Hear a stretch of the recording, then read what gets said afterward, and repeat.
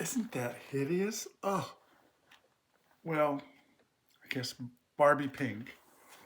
Um, but I do like this lamp. It's really beautiful. And look, it has a very, very kind of Roman feeling to it. And I'm really in the mood for Rome because um, in about 2 weeks, I'm going to Rome for a 2 week visit. And I'm really looking forward to it. Um, it should be really great. Going to do some things that we've never done before, like go to Hadrian's Villa and to that beautiful garden in Tivoli, and we're staying in a we rented an apartment in the Jewish quarter right behind the portico of Octavia, and it's in a little narrow street right behind there. You have to actually go through the portico near the Theater of Marcellus to get to that apartment. So I'm really looking forward to that. So that inspired this video. Fragrances that I would wear in ancient Rome. Um, so I was going to do this video tomorrow, but you can see I'm in my pajamas. It's Saturday night. And so I just thought, might as well do it now. And pretty good lighting right here. So let's see what those fragrances are. So I'm having some chai tea, which is very kind of spicy and wonderful. And I wanted that to kind of be part of what I'm thinking of as what would be worn in ancient Rome. Spices and incenses and smokiness and some leather because as you saw in the opening video, the credits there around those temples was wafting just tons and tons of incense and smoke from the temples, and Rome also imported tons of spices from the Far East and the Middle East, and then leather was everywhere. Leather sandals, leather in their and used in the soldiers' armor and the cuirasses, and in the leather uh, skirts that covered the tunics in their uniforms. And so I wanted to go with things that would have similar smells to what you might smell uh, in the better parts of Rome, because certainly you also had chamber pots being thrown out the windows onto the streets in the Suburra and well all over the city, and all kinds of animal smells too. So maybe there's a little civet in some of these too. But I wanted to get that feeling of elevated imperial Rome. Maybe we'll do another one later for down and dirty Rome. But right now, the first one I want to pull up is, of course, a fragrance that's full of wonderful ambers and incense, and that would be Shalimar Pure Parfum. And of course, this is from the 1920s, and we know all about how it was created for women to disguise the odor of cigarettes. Um, and many uh, many a young woman was told by her mother, there are two things women don't, or three things women don't do. Three things women weren't supposed to do in the 20s were bob your hair, smoke cigarettes, and wear Shalimar. So there it is. But this one, just absolutely, you can just close your eyes and smell this. You can imagine this in the Temple of Venus Gentrix, which is in the Forum of Julius Caesar, just to the northwest of the Forum, just past the Senate House. And that temple was built by Julius Caesar, and as a matter of fact, he installed a golden statue of Cleopatra representing Venus Gentrix, and it stood there in that temple for centuries. Um, so anyway, this is a fragrance that would go very well in ancient Rome. The next fragrance is from the house of Diana Vreeland, and it's Extravagance Russe. Gorgeous bottle, beautiful color. And this one, though it doesn't have leather in it, it has a definite leather feeling to me, for me. And it has resins and amber and vanilla and musk, and it's absolutely gorgeous. It's a,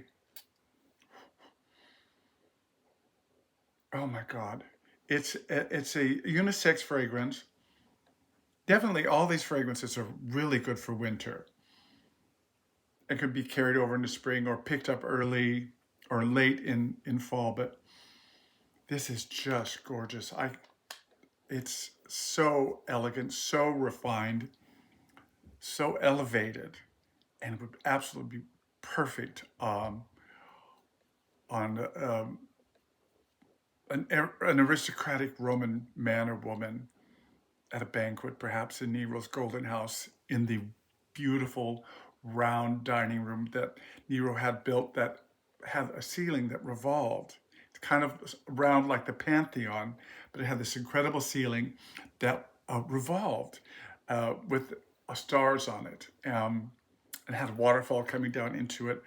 And if you ever get a chance to go to Rome, you can actually go into what remains of Nero's Golden House. It's just to the east of the Colosseum, and it's all underground. It's about one quarter of what was left of the palace. And when Nero committed suicide and they tore all that down to build the Colosseum, they just covered over that part of it and used it as a foundation for the Baths of Trajan. Anyway, it's wonderful. The next fragrance is spectacular. The notes are myrrh, carnation, jasmine, amber, patchouli, and vanilla. And it's the incredibly classic, beautiful Opium Eau de Toilette by Yves Saint Laurent. And there you see it. It's up. You can see right through the bottle there. That's gorgeous, yes. So this fragrance, this is a splash bottle, a vintage splash bottle. And go like that. Oh my goodness. The myrrh. This is definitely a temple fragrance. This, I think, you would find perhaps in the temple of Vesta, where the eternal flame of the goddess Vesta was kept burning by the Vestal virgins. Oh, this would be absolutely gorgeous to wear in Rome, even today. It's one of my favorites. I don't wear it very often because I frankly forget that I have it. But I'm going to keep it, move it towards the front so I can definitely wear it more. But this is just, if you can get a hold of a vintage bottle of opium, it's so magnificent. So there you have that. Next, we have a beautiful fragrance with pepper and incense and leather and galbanum and amber. among other things. But these notes are just so beautifully blended together in this gorgeous fragrance from Naughton and Wilson, which is Chypre Fulminare. Chypre Fulminare. And it is so stunning. Definitely a, a temple fragrance with a little naughtiness in it. So maybe this will be in the temple of Eros, in the temple of yes, the temple of, well, it would be Cupid in Rome. The son of Mars and Venus, and the one who shoots all the arrows. It makes everyone fall in love. This would be a gorgeous fragrance to wear. Um, Maybe I'll take this with me. I don't know. I have to put it in a little travel bottle to take it with me, but I can. I'm going to be going. I'm so excited. I'm going to be going into. They've opened what remains of the palace of Tiberius, who was the second emperor of Rome, um, stepson of the Emperor Augustus, and some say, according to Suetonius, smothered by Caligula, who became the third emperor of Rome. But and of course he had quite a reputation on his villa in Capri. We won't go there. But this fragrance is definitely got a feeling of ancient Rome. I love it. The next one is brand new. I haven't had a chance to review it yet, but it is a gorgeous fragrance. It's also from Naughton and Wilson, and it has these incredible notes of spices and orris and plum and labdanum, a little tobacco, um, incense again, and ambergris. And this fragrance is Arezzo. And Arezzo is a town in Tuscany, very near the town of Cortona, which I have a couple of videos on that you can see here on my channel. But um, this really is a gorgeous fragrance that really has a feeling of both classical Italy and modern Italy, and definitely a fragrance with all of those incredible notes. And I love the plum in it that blends beautifully with the spices and the incense. It's a gorgeous fragrance, and can't wait to bring a review of this one, a full review of this one for you. It is absolutely stunning. Of all the Naughton and Wilsons, I can't really choose a favorite because they're all so wonderful, but we'll get into that later. Anyway, this is a great fragrance that certainly would fit beautifully into a Roman experience, a banquet, or maybe even a day at the races, at the Circus Maximus.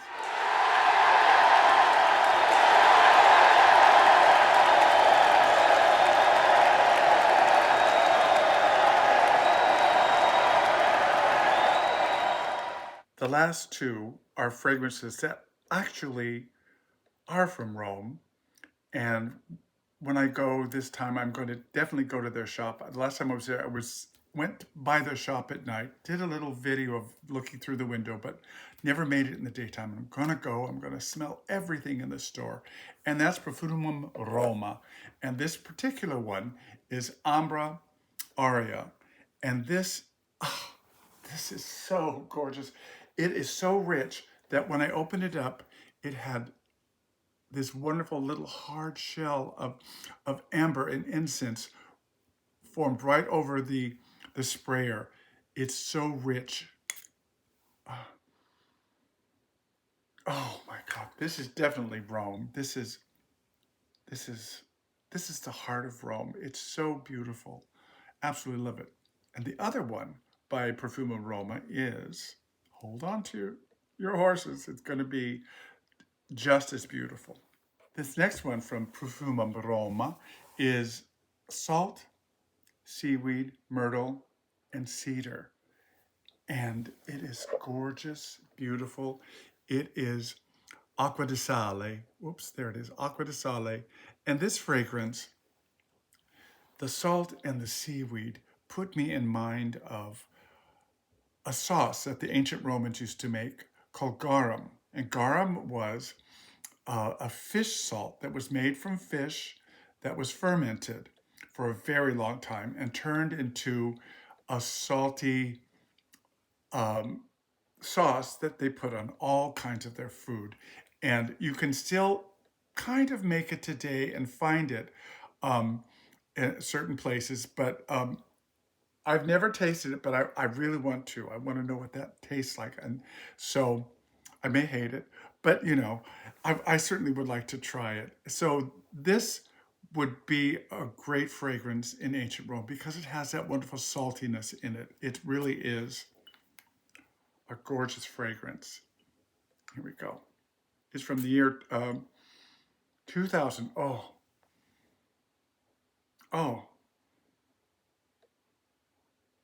it's gorgeous. It's absolutely gorgeous. Unusual and gorgeous. So there you have the fragrances I would wear or take in a time machine to ancient Rome. Definitely try some of these if you haven't. And tell me down below in the comments if there's something that I should add to my time machine suitcase to take to ancient Rome. In the meantime, this is Lanier Smith from Sense Memory saying, remember, wear what you love and not what they say you should like. Cheers.